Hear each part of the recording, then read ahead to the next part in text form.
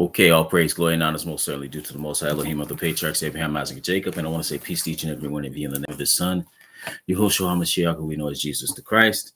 So it's a blessing each and every single time that I come before you to bring a message contained in His Word and never darken it as a light thing to do so.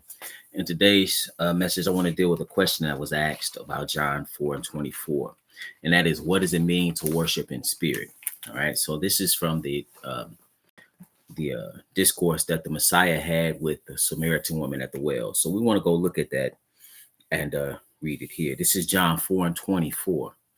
It says, God is a spirit, and they that worship him must worship him in spirit and in truth. All right, so spirit is one of those words in which you need to know what it means. So we know God or Elohim is a spirit, right? The angels are spirit. The word is spirit. Your thoughts are spirit. The breath of life is spirit. So you have to qualify spirit in the Bible. So here it says, God is a spirit, and they that worship him must worship him in spirit and in truth. So the question that the sister had is, what does it mean to worship in spirit? All right. So before I answer that, I am going to answer it, but I also want to point out what the truth is and how you worship in truth. So you need to find out what the truth is. So let's pick it up at we can pick it up at John the 17th chapter. John 17. And I want to pick it up at verse 17, because here in this intercessory prayer, Christ tells you what the truth is. In verse 17, he says, sanctify them through thy truth. Thy word is truth. Okay, so his word is truth. And how do you know? I dealt with a lesson yesterday and dealing with, on the Sabbath, dealing with the sacrificial law, and how the sacrificial law is a reflection of the Most High, because you see his attributes even exhibited through the law that he gives. For example, the law is eternal. He is eternal. He don't bear false witness. Why not? Because he cannot lie. Like you goes on and on and on. You see who he is. It's the very essence. It's ontological when you think about the law or Torah. So let's go with that. Let's go to this acoustic psalm in Psalms, the 119th division.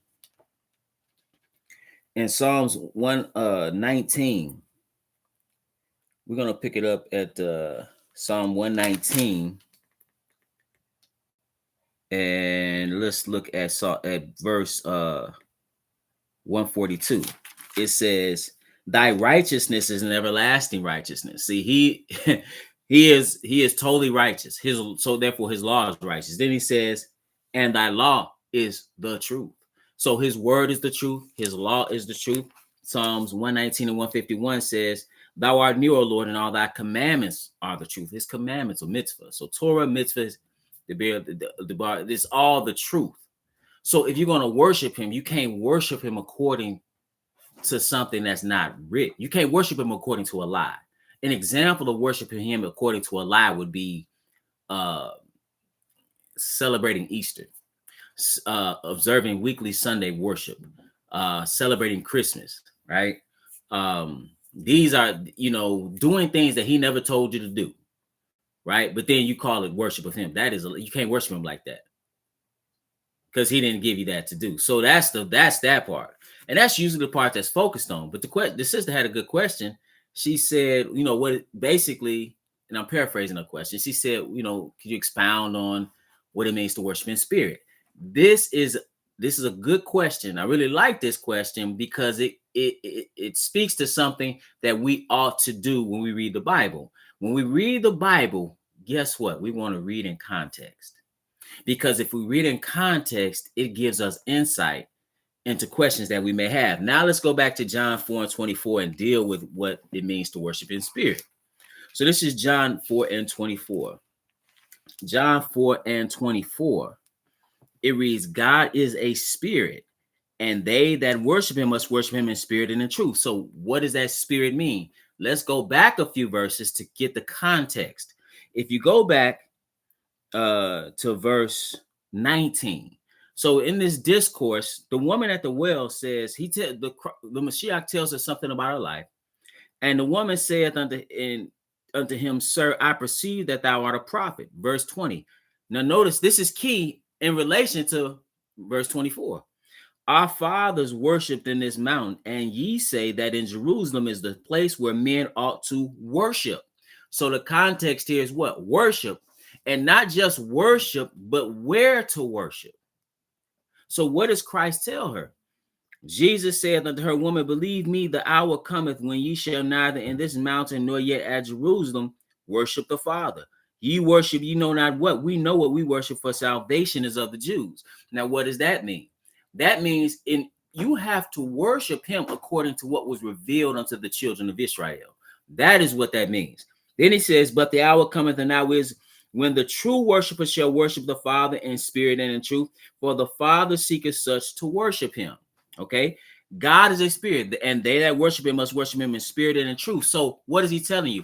It's not about necessarily your location of worship, but it's about worshiping in his spirit. And the spirit he's talking about is your spirit, the human heart. You must have the right type of spirit when you worship him. Let's go to just to show you an example of this. Let's go to Isaiah the 29th chapter. Isaiah the 29th chapter. Because you could like you know, a lot of people they call themselves worshiping him today in the Christian church, but they're not doing it properly. We know they're engaged in false worship, false practices, idol worship, right? Venerating these pagan days, dealing in straight paganism and falsehood. But why are they doing that? They're doing that because their heart is not right. Because if your heart was truly right, it wouldn't allow you to worship him. If you really had the right kind of spirit, it wouldn't allow you to worship him falsely like that. You wouldn't do that because you would be mainly concerned with what he requires of you. And when you saw something that was false, you wouldn't do it. If you saw something that transgressed Torah, that was sin, you wouldn't do it. Why? Because in your heart, you want to worship him. That's what he wants. So when you come to him, you have to have the right spirit. And I always tell people, you know, you could even have Torah, and if your heart is not right, which is your spirit, you know, your mindset, if it's not right, you gonna mess up. Why? Because it's one thing to have the law, but if you don't approach it with the right spirit, what you will do is circumvent the law. Read Matthew 15. When they asked him, why did thy disciples transgress the commandment of God? Oh, excuse me. They asked him, why do you transgress the tradition of the elders? For you, they washed out their hands with bread. He's talking about his disciples. And he said, why do you transgress the commandment of God by your tradition? They had Torah. So what would cause them to uphold tradition more than commandment? Apparently, they don't have the correct humility that needed for worship. Let's pick it up at Isaiah. Let's pick it up at Isaiah the 66th chapter. Isaiah 66. And just to see an example of this here, of what he's talking about, your mindset. Isaiah 66, it says in verse 1, thus saith the Lord, the heaven is my throne, and the earth is my footstool. Where is the house that ye build unto me, and where is the place of my rest? Really, the whole earth. You think about even she was talking about the Samaritan woman, a place of worship. We know that Jerusalem is a place of worship. We know he had a tabernacle prior to that. We know he had a temple prior to that. But ultimately, when it's all said and done, his intent is to dwell upon this whole earth. And not only that, it's the communion with man. It is a oneness that it can only happen if you change your heart. He says here, for all those things have mine hand made, and all those things have been, said the Lord. But to this man will I look, even to him that is poor and of a contrite spirit, and trembleth at my word. When he says poor, he's talking about humble. That's what contrite spirit means. You have to have the right type of spirit. That's why that's how you got to worship him. That's why even he told his disciples, they're arguing over who's going to be greatest in the kingdom. He said, unless you had a heart like a child, you're not going to get in the kingdom. What does he mean? You have to humble yourself. That's why I said a meek shall inherit the earth, because you have to have the right type of spirit even to approach him. But talking about how great you are, that's the wrong spirit, because we all have sinned to come short of the glory of God. We are all deficient when it comes to that and are in need of grace. Being in need of grace, which is unmerited favor, unearned favor, is nothing to get puffed up about. And furthermore, what are we in comparison to him? What are we in comparison into the gift of grace that he's allowed us to have? Nothing. So we should be humbled by that and even pricked in our conscience. But he goes on, he says again, even to him that is poor and of a contrite spirit and trembleth at my word. So now you trembleth at his word. You fear him. What? And you know you know his word is what? You know his word is the truth. And you fear him, and fear of him is the beginning of knowledge. But now let's go to Isaiah, the 29th chapter. Let's go to Psalm. We'll come back to Isaiah 29. Let's go to Psalms, the 51st division. So now this is a psalm of penitence. This is when he makes this plea to be forgiven. This is David, King David, when he commits adultery and has Uriah the Hittite murdered. He committed adultery and murder. And so now let's pick it up at verse 17. He said in verse 16, he says, for thou desirest not sacrifice. Remember, we're talking about worship. Sacrifice is an integral part of worship, right? From Hebraic thought, right? I mean, you go all the way back in Genesis. You see all these sacrifices before you get to Mount Sinai, right? So that is you would have to have sacrifices, the shedding of blood, and all these things. And again, I talked about how those sacrifices point unto the Mashiach, they point unto Christ. The sacrificial law in totality is a schoolmaster. But really also the sacrifice is evidence of sin, which is why you know that the law in and of itself cannot save you. That's why Israelites and those who believe you can just keep the law and everything will be fine, you already broke the law. All of sin comes short of the glory of God. The wage of sin of death is death, but the gift of God is eternal life through Jesus Christ our Lord. See, the law is a mirror showing you your own wretchedness. So you need grace coupled with the obedience to the law. But now he says, because again, his sacrifice should prick your conscience to do that which is right. You see that all throughout the epistles in the New Testament. But he says, for thou desirest not sacrifice, else would I give it. Thou delightest not in burnt offering. Notice what he says here. The sacrifices of God are a broken spirit. Again, humility. A broken and a contrite heart. Oh God, thou wilt not despise. That's what you want. And so again, if you're going to worship him in spirit and you're dealing with sacrifice, that's the sacrifice you have to have. Again, because even if you look at when Christ, what did Christ do? He came to shed his blood, but he shed his blood of the new covenant. And the new covenant is what? It's made with the same people, the children of Israel. But he's going to put his law in your inward parts and write it on your heart. See, so why, and that's why when he's teaching them what about that which leads to eternal life. He's also teaching those spiritual matters, and he's teaching the spirit even of the law. He shines the light on the law and shows the kind of what should be produced in keeping the law. Because you see fruits of the spirit later, that exposition on that, and again in the epistles.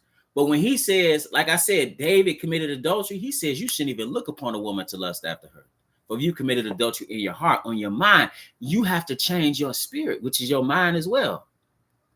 Like I said, spirit had to be qualified. So when you worship him in spirit, the right kind of approach. This is the right kind of heart, the right kind of mindset. He says, let's pick it up in Hebrews.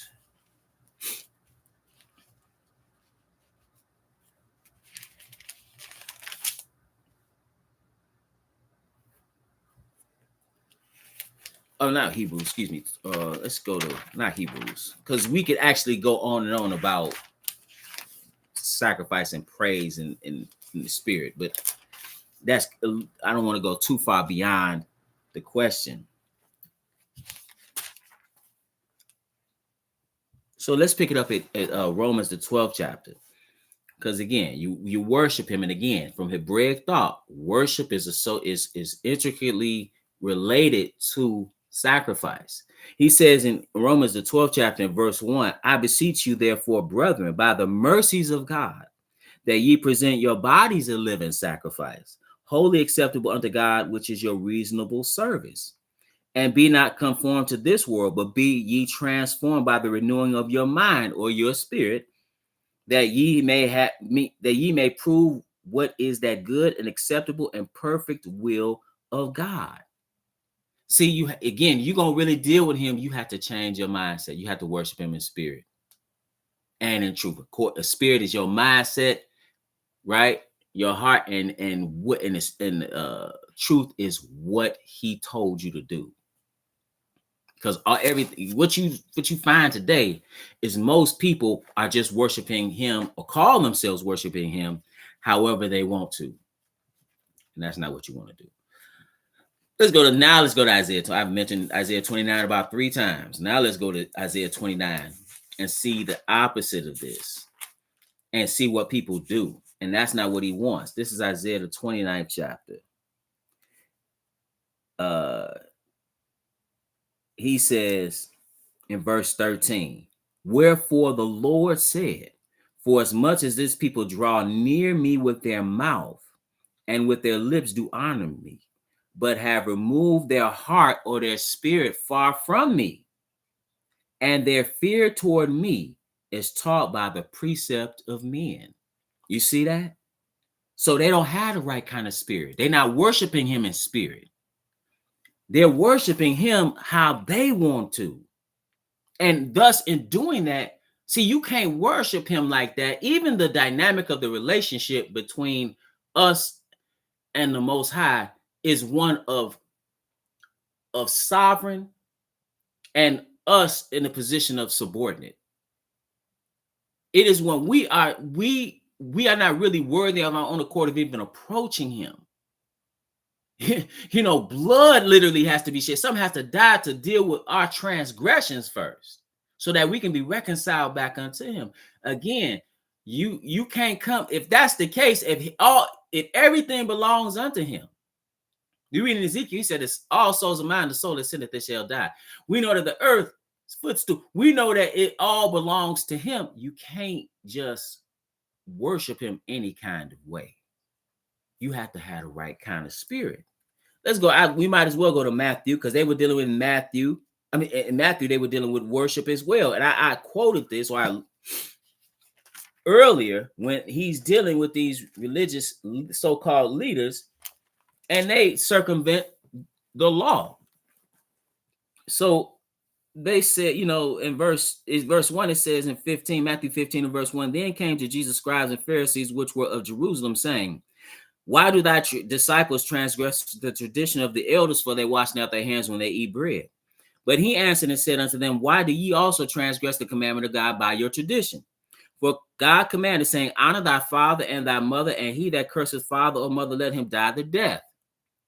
But ye say, whosoever shall say to his father or his mother, it is a gift, by whatsoever thou mightest be profited by me, and honor not his father or his mother, he shall be free. Thus have you made the commandment of God of none effect by your tradition. So what is actually, just a side note, what is this referring to here? This is referring to how they developed this doctrine, this traditional doctrine of Corban. That's what it was called.